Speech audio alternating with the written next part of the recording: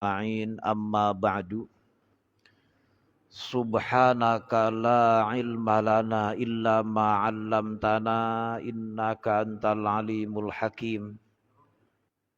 Rabbi shrah li sadri wa yassir li amri wahlul 'uqdatam min lisani yafqahu qawli.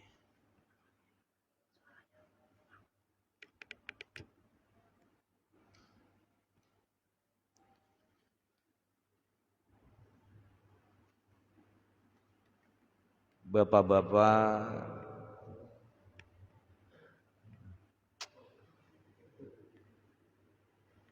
para jamaah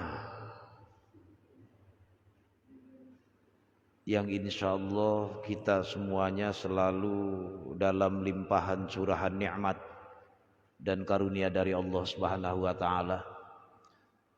Semua yang saya hormati, bil khusus yang sama-sama kita hormati Ketua DKM Musholla Al-Hikmah Bapak Bejo beserta jajaran pengurus tentunya. Kita doakan beliau dan segenap pengurus yang terus bersemangat, telaten, sabar dan istiqomah dalam rangka memakmurkan musholla. Allah anugerahkan berkah dalam hidupnya, amin. Juga yang sama-sama kita hormati guru kita, alhamdulillah membersamai kita, Kang Ustadz Yanto, ada Pak Cipto, Pak RT Sidik, dan kesepuhan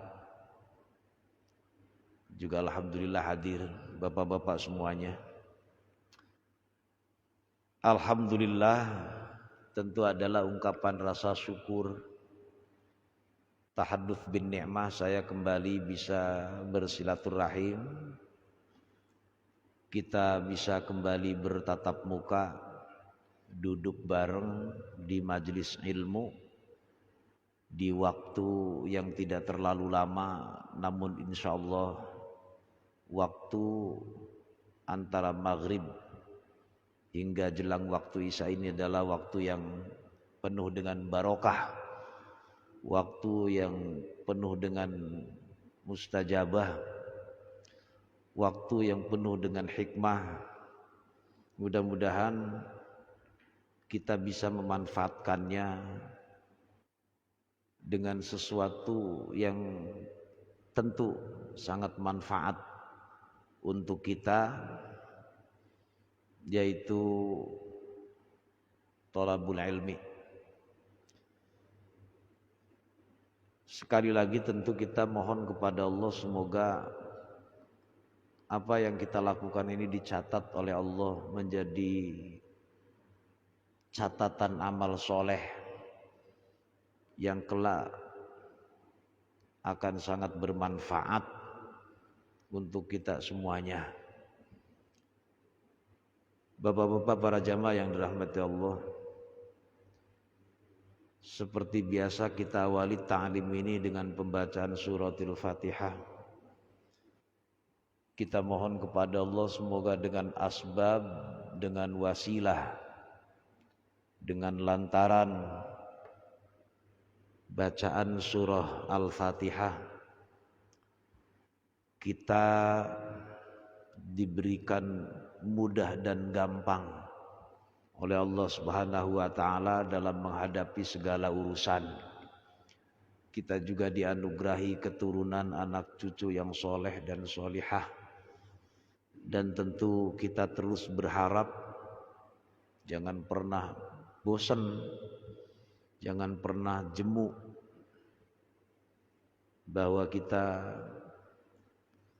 mohon kepada Allah agar ketika kita kembali menghadapnya, maka kita kembali dalam kondisi husnul khatimah. Ala hadhihi niyah wa kulli niyatin salihah. Wa ila hadratin nabiyil mustafa Muhammad Rasulullah sallallahu alaihi wasallam. Al-Fatihah. A'udzu billahi minasyaitonir rajim. Bismillahirrahmanirrahim. Alhamdulillahi rabbil alamin arrahmanir rahim maliki yaumiddin. Iyyaka na'budu wa iyyaka nasta'in ihdinas siratal mustaqim siratal ladzina an'amta 'alaihim ghairil maghdubi 'alaihim waladdallin. Amin. Emang suaranya begini? Kedengaran enggak di dalam? Hah? Yang penting di dalam. Kayaknya enakan kayak tadi saya empuk. Ini cempreng banget ya. Gak apa-apa. Terserah kalau gak apa-apa nggak kencengan kayaknya. Jamaah ta'lim, bapak-bapak rahimakumullah. Malam perdana ketemuan kita di tempat yang penuh dengan barokah ini, di musola yang kita cintai ini, Musola Al-Hikmah. Saya akan membacakan nasihat dari sosok yang terkenal, menantu Rasulullah, sepupu Rasulullah, sahabat dari kalangan Khulafaur Rasyidin yang termuda, yaitu sahabat Ali radhiyallahu anhu wa karramallahu wajhah. Beliau memberikan nasihat, ini tercantum dalam kitab Al-Munabbihat 'alal Isti'dad Liyaumil Ma'ad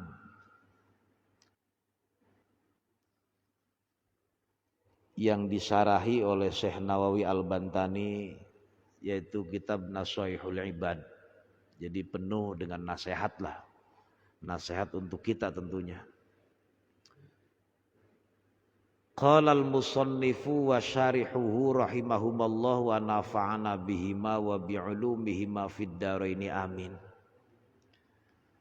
La yazalud dinu wad dunya qaimaini madamat arba'atu asya'a. Akan terus lestari. La yazalu itu saya maknanya orang gingsir-gingsir. Bahasa Indonesianya selalu lah. Akan terus berkesinambungan. Hubungan yang harmonis antara agama dan dunia. Qaimaini itu asal maknanya ya berdiri kedua-duanya. Tentu yang dimaksud kokoh. Dunianya kuat, agamanya kokoh. Hubungan keduanya tidak terpisah. Selalu harmonis, tidak terberai, selalu saling menunjang, menopang. Dengan catatan madamat arba'atu asya'a, selagi 4 perkara ini ada atau terjadi. Jadi kalau pengen urusan agama dan dunia seiring sejalan, syaratnya 4. Jangan dilupakan, jangan diabaikan, jangan dianggap remeh, mesti terus seiring sejalan. Apa itu yang pertama? Madamal aghniya'u la yabkhaluna bima khuwilu. Selagi orang kayanya enggak pelit dengan apa yang dia miliki. Ini makna yang paling gampang lah. Langsung makna maksud. Jadi yang dimaksud bima khuwilu ay la yamna'una min i'ta'is sa'ili mimma a'tahumullahu ta'ala. Ini kata Syekh Nawawi. Wa la yamna'una al-wajiba 'alaihim. Dia tidak mencegah, ini yang dimaksud la yabkhaluna bima khuwilu. Mereka tidak mencegah dari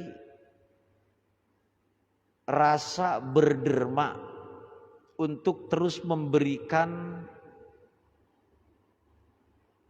ya sesuatulah yang dia miliki kepada orang yang meminta dari apa yang dianugerahkan oleh Allah, dan dia tidak menolak. Ini kalimat dia ini sebenarnya mereka, wala yamnauna, mereka tidak menolak. Ini orang-orang yang kaya ini, tidak mencegah, tidak berpalinglah al-wajib alaihim, terhadap kewajiban alaihim, atas mereka. Dibawa muter begini malah makin bingung. Saya ulangi, agama dan dunia akan terus berdiri tegak selama 4 perkara diperhatikan.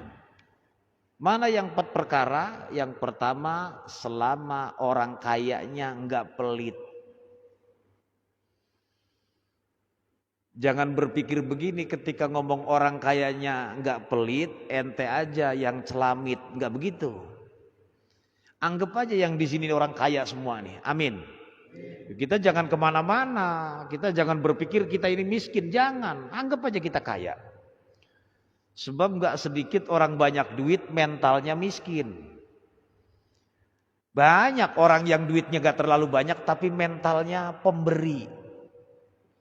Jadi lebih kaya yang duitnya sedikit ketimbang yang duitnya banyak, sebab punya mental kaya. Ada yang kata orang kaya mentalnya miskin. Di tempat saya ini orangnya pokoknya segala apa punya. Ini enggak di sini. Tapi giliran ada yang bagi-bagi ini masih ada rasa pengen dibagi. Enggak malah memberi pengennya, masih pengen nerima. Apa itu yang model begitu tuh? Kalau enggak miskin. Maka ada keterangan laisal ghina an kathratil arad. Bukanlah disebut orang kaya karena persoalan banyak duit, bukan. Walakinnal ghina ghinan nafs. Akan tetapi kaya itu sejatinya ya kaya hati. Ya syukur hatinya kaya, duitnya banyak. Yang repot itu sudah duit nggak punya, hatinya miskin. Oh repot udah. Jangan, kita anggap saja orang kaya nih. Kurang apa kita? Tangan bisa bergerak, kaki bisa melangkah, mata bisa melihat, kuping bisa mendengar. Pokoknya kurang apa? Minum kopi masih bisa ngangkat gelasnya, rasanya masih bisa membedakan garam, asin, gula, manis, cabai, pedas. Oh, kurang apa? Wong nyatanya kita juga masih bisa pakai celana, punya sarung, kokoknya cukup, kopiahnya, pokoknya kurang apa? Anak bisa dikasih jajan, istri tercukupi. Bahwa hari ini kita kadang merasa kurang karena kita ngikutin gaya, bukan kebutuhan. Kebutuhan sudah cukup, pagi ya sarapan, siang ya makan, sore atau bis maghrib gak tahu lah jam berapa. Kurang apa? Nah itu. Balik lagi. Urusan agama dan urusan dunia akan seiring sejalan, dia tegak berdiri harmonis. Waktunya kerja, waktunya sholat, waktunya ngaji, waktunya sedekah, waktunya silaturahim, tetap jalan. Ini yang pertama nih, orang kayaknya nggak pelit. Urusannya nomor 1 masalahnya nih. Kenapa ditempatkan di nomor 1? Sebab peran orang kaya itu penting. Al-Hikmah ini kalau nggak pakai duit juga nggak berdiri kok. Ya. Al-Hikmah ini kalau kurang duit juga, pokoknya jangan kemudian kita berpikir segala apa bisa diukur pakai, jangan. Tapi duit memang perlu. Kalau memang kaya itu dimaknai kaya duit. Nah, orang kayanya nggak pelit, mau mendermakan sebagian, tidak semuanya. Kalimatnya di sini, mimma a'tahumullahu ta'ala. Bimakna sebagian. Anggaplah pada saat kita punya harta dan itu kalimatnya apa kaitannya dengan yang harus dikeluarkan kewajibannya, zakat mal, zakat tijaroh, berapa sih sebagiannya yang harus dikeluarkan yang wajib? Cuma 2,5%. Itu pun kalau sampai nisab dan haul. Tapi jangan kemudian berkutat di sisi itu.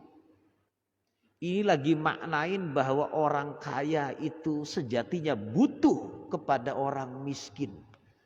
Orang miskin juga butuh kepada orang kaya. Ayo, senawala, kaya semua. Mau sedekah kemana? Mau nyuruh siapa? Orang kaya gak mau disuruh. Penting ini. Orang kaya orang miskin juga jangan dianggap gak penting. Orang kayanya dermawan, maka urusan agama dan urusan dunia akan ideal. Di sini orang kaya semua. Saya nggak mau ngomongin miskin, nanti miskin beneran udah. Kaya, dadanya kaya. Yang pertama. Yang kedua, wa madamal ulama'u ya'maluna bima 'alimu. Dua syarat itu termasuk syarat. Selagi ulamanya mau ngamalin ilmunya. Udah gitu aja maknanya. Orang kayanya dermawan, orang alimnya mau ngajarin ilmunya. Mau ngamalin ilmunya. Minal amri wan nahyi terkait urusan perintah dan larangan. Ayatnya jangan dipilah-dipilih sesuai seleranya, enggak. Wis pokoknya apa adanya. Halal ya halal, haram ya haram. Disampaikan. Enggak bisa kita ini, enggak boleh. Jadi syarat yang kedua, ulamanya ngamalin ilmunya. Jangan sampai orang kayanya pelit dengan hartanya, orang pinter, orang alimnya pelit dengan ilmunya. Bahaya udah. Di lingkungan kita itu kan bahaya. Kalau sudah terjadi dua saja ini, yang kayaknya kumed, cetil, merekecet, cap jahe, buntut. Yang alimnya males. Apa-apa, pokoknya. Seru. Dua ini. Belum ditambah dua lagi. Sementara kita punya generasi yang tadi, yang kalau sholat lari-lari. Ya kalau sholat ribut ini, ya memang dunianya mereka. Kalau nggak digarap oleh kita, mau siapa? Kalau nggak dibimbing kita nih, anggaplah mereka itu putra putri kita, generasi kita. Nggak boleh dihardik keluar dari musola, nggak boleh itu, nggak bisa. Dilarang anak kecil ke musola, jangan. Dibimbing, diarahkan. Sebab saya lihat ini anak-anak yang sudah menjelang wajib. Bukan balita, bukan. Nah kalau sudah masih ya umur-umur di bawah itu mah yang takut kencing atau apa itu. Jadi harus betul-betul dijaga. Kalau ini diarahkan ini. Begitu dia bercanda, kita hardik, dia nggak mau lagi, repot kita. Memang dunia anak-anak ya begitu itu. Yang penting kitanya terlalu galak ya jangan. Dibiarkan banget ya jangan. Jangan. Sebab kita juga dulu kayaknya kayak begitu. Mungkin lebih. Dulu. Tapi karena kita terus gak bosen orang tua, guru kita. Ya mengarahkan lama-lama alhamdulillah. Nah itu PR kita. Nah untuk pendidikan itu kan, nah itu, kalau mau dibahas itu. untuk ngarahin anak kita itu loh.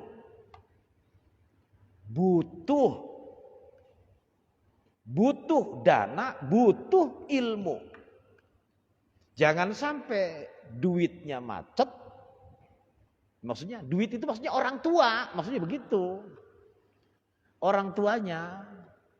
Ya jangan mikir sampai kemana-mana. Wong nyari ilmu itu salah satu syaratnya itu ya bulgho. Bulgho siapa sih? Ya bekal lah. Tapi kan sekolah apa gratis apa ya sekolah? Emang cukup gratis terus gak ada biayanya? Sama aja. Ada tetap ongkos atau biaya kos yang harus dikeluarkan. Ojo gemet temen lah. Keluarkan demi pendidikan anak. Ini. Dan yang ngajar jangan males. Punya rasa berkewajiban, sebab ini ilmu. Orang itu bisa melek dengan ilmu. Ilmu apa saja. Jadi kalau sudah urusan ilmu itu, orang itu bisa netrep, bener, panceng, jelas, ya dengan ilmu. Ilmu apa aja? Mohon maaf. Monggo-monggo. Mencuri saja, mencuri nih. Ya kalau nggak pakai ilmu ya gampang ketangkep ya. Padahal itu kan salah. Artinya dengan ilmu itu orang itu akan tepat targetnya. Saya nyontohin mencuri jangan salah paham. Artinya hal yang buruk saja, yang jahat itu. Ya kalau nggak pakai ilmu ya, ya cepet ketangkep lah. Apalagi kaitannya dengan ibadah. Nah, 2. Yang ketiga, syaratnya adalah wa madamal juhala la yastakbiruna amma lam ya'lamu. Selagi orang-orang bodohnya enggak sombong dengan sesuatu yang dia atau yang mereka belum ngerti. Ini 4 syarat ini memang harus terpenuhi. Tadi syarat pertama orang kayanya dermawan. Yang kedua orang alimnya mau ngajarin ilmunya. Mau ngamalin ilmunya. Yang ngamalin ilmunya termasuk ngajarin lah. 2 saja nggak cukup. Ada orang kaya yang derma. Ya anggaplah kita punya TPQ, punya lembaga yang ada guru-guru ngaji di sekitar sini. Bukan berarti mereka terus kemudian, tapi perhatikan mereka itu. Sebab yang ngajar ini ya juga bukan malaikat, bukan. Orang. Kan begitu. Perhatikan. Ya kalau dipikir secara secara ya agak jernih-jernih lah, bening-beningan dikit. Jenengan belajar les matematika, les bahasa Inggris, kira-kira ada ongkosnya nggak Pak? Saya belum pernah soalnya. Perlu biaya nggak tuh? Ya, montir atau apalah, komputer.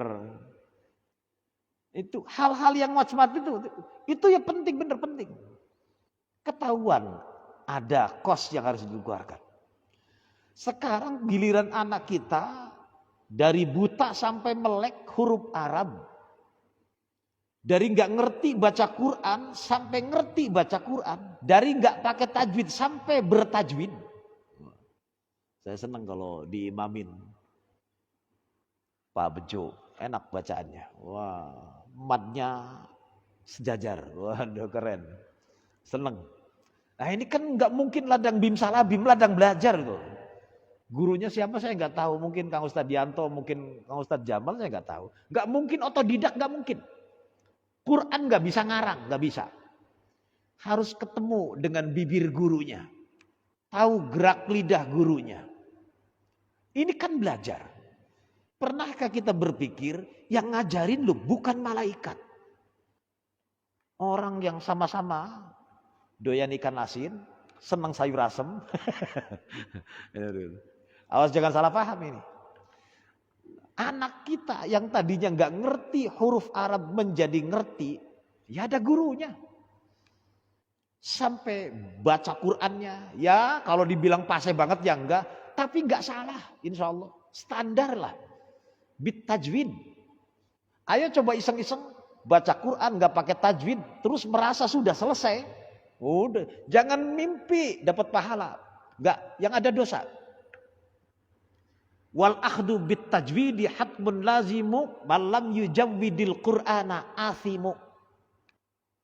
Pun sinten kemawon lah, yang baca Quran nggak pakai tajwid, malam yujawwid gitu, athimu.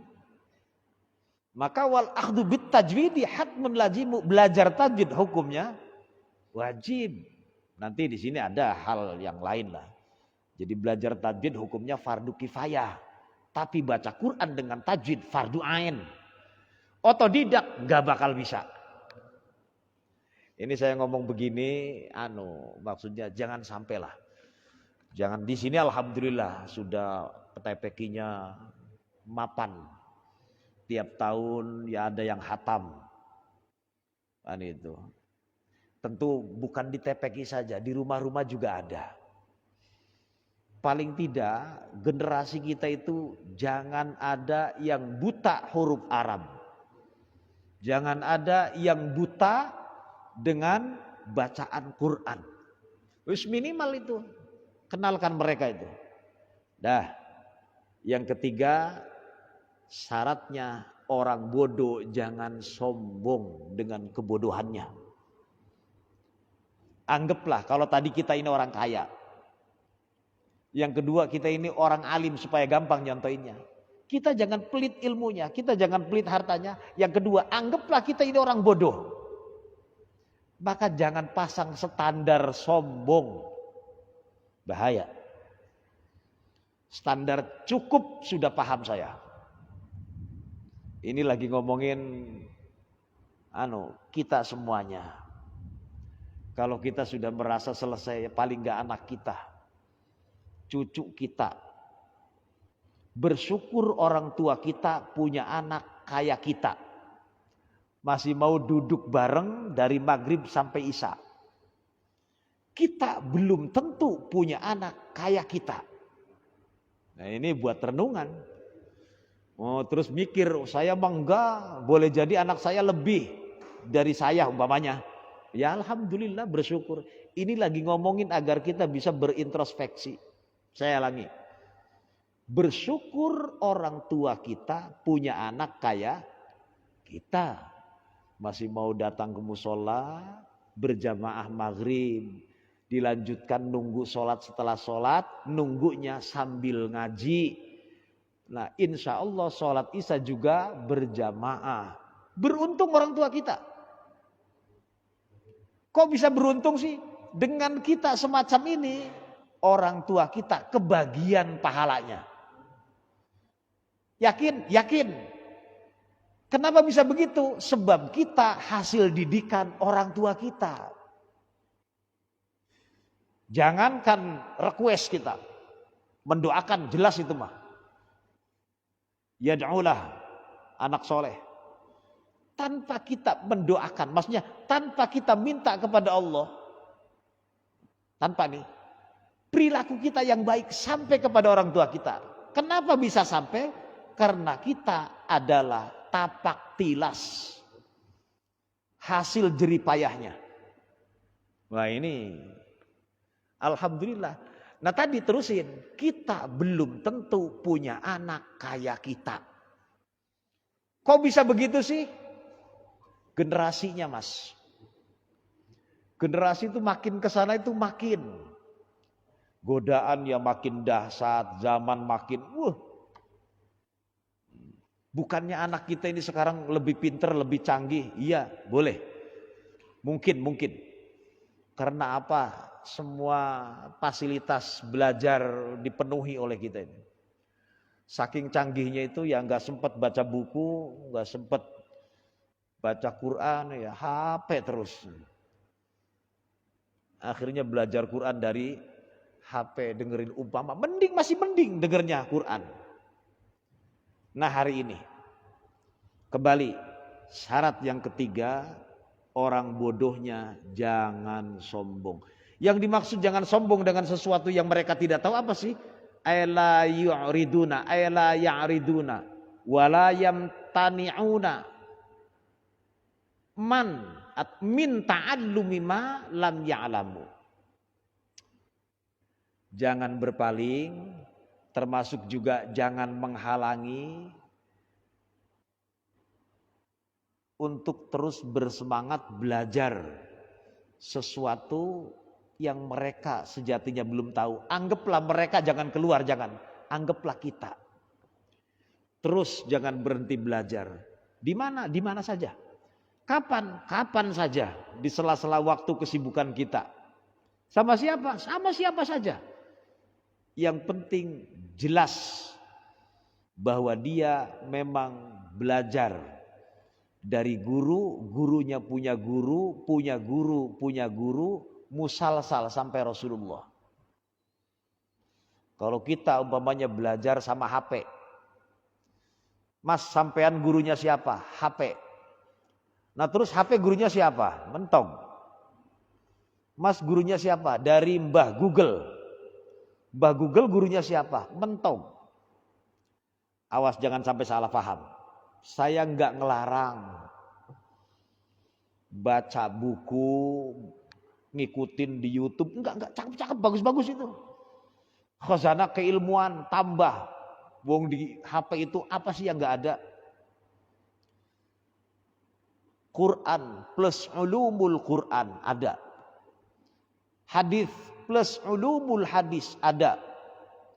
Kitab-kitab turos madzahibil arba komplit. Mau baca apa? Silahkan. Ada semuanya itu di HP itu. Tapi persoalannya kita nggak cukup dengan itu. Tetap harus punya guru.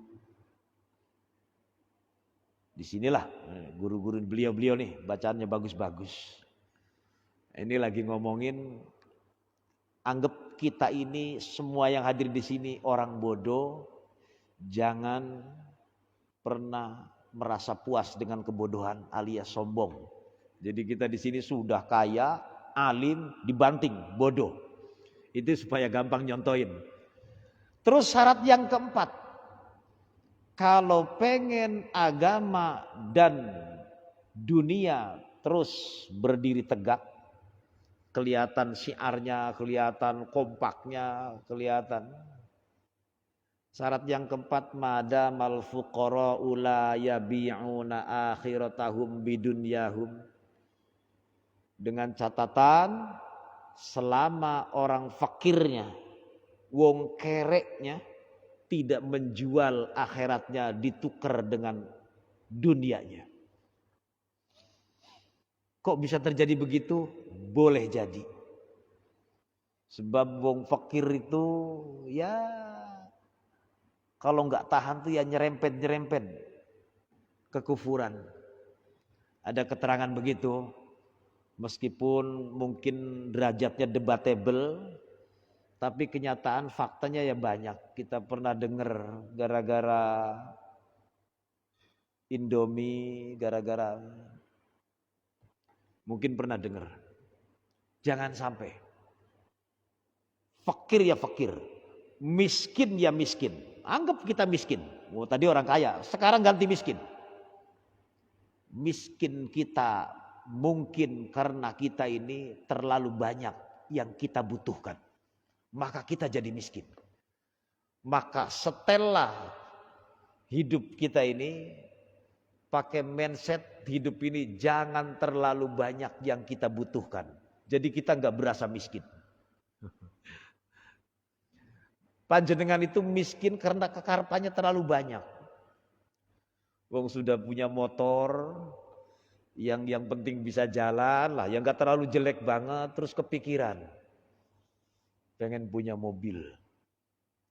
Karena alasannya kalau hujan gak kehujanan, kalau panas gak Sudah dicumponin mobil, wah ini kurang keren. Nggak layak ini. Nggak enak kalau untuk gaul mobil begini. Akhirnya banyak kebutuhan, ya pantas berasa miskin.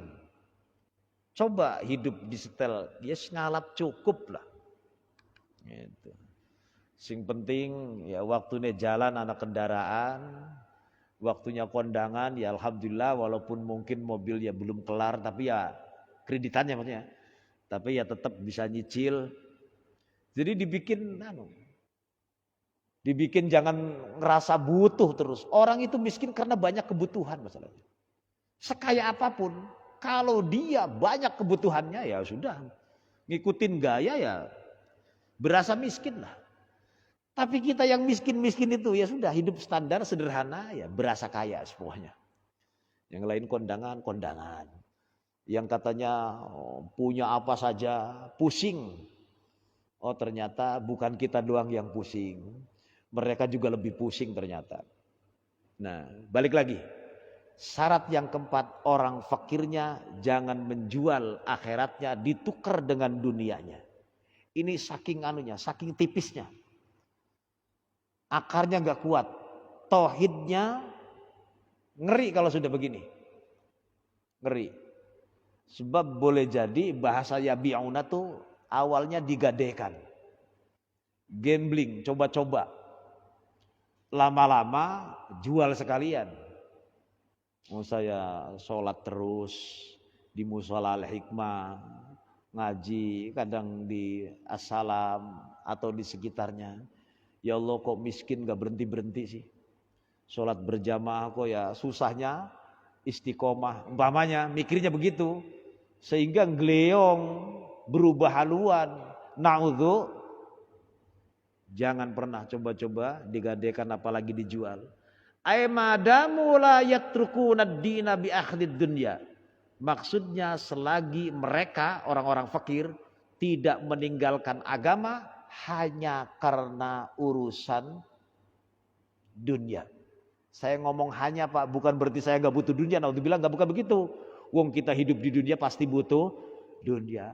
Maksudnya kita ini selalu berpikir, mohon maaf agak gak enak memang kedengarannya. Apa-apa tuh diukur yang ukurannya sebenarnya itu hanya kembali ke sepiteng. Kan gak enak kalau dia ngomong begitu. Segala apa yang kita cari itu ya, banting tulang kemana, ukurannya hanya ukuran yang itu tadi. Sebenarnya kita pakai baju itu jangan diikutin. Ya kantong terigu disobek-sobek nutupin beres. Jangan diikutin. Maksud saya begini. Tapi kemudian dalam perkembangannya, ini ayatnya jelas ini. Kita itu senang berhias, perhiasan. Ya nggak mungkin lah kita terus pakai kantong terigu, emang zamannya kan begitu. Tapi cukuplah sederhana. Kan kita sering berpikir begini, alah kaki lima, sono dong di butik. Alah emperan, sono dong departemen store. Alah, betul. Selalu berpikir begitu karena ngejar gaya. Ya susah kita kalau begitu. Nah kalau sudah terjebak susah, yang susahnya jangan pernah meninggalkan agama hanya gara-gara nguber dunia. Bukan gak boleh kaya, bukan. Silahkan kalau bisa kaya, penting kekayaannya. Tapi jangan sampai kekayaannya membuat kita jauh dari Allah, nggak kenal dengan sesama. Jadi kalam hikmah ini saya simpulkan walaupun nanti ada tambahan mungkin. Di tempat kita kalau pengen urusan agama dan urusan dunia seiring sejalan, kelihatan kompak, syiarnya mantep, 4 syaratnya, enggak susah, 4 doang. Orang kayanya enggak kumen, orang alimnya murah itu bukan murahan. Pokoknya lihat ada anak yang belum bisa ngaji, diajarin. Ini ngomong orang alim dia bisa panjenengan bisa. kepada anaknya. Wong yang berkewajiban kita ke orang tuanya, bukan kiai, bukan. Kita orang tuanya. Nah itu. Istri kita kewajibannya. Cuma karena kita nggak punya kesempatan sehingga istri kita diizinkan ngaji, kan begitu. Asal ngajinya ngaji yang fardu ain. Nggak boleh kita larang, nggak boleh. Dosa kita kalau ngelarang. Terus yang ketiga, yang bodohnya jangan sombong. Yang keempat, yang fakirnya tauhidnya kuat, udah gitu aja.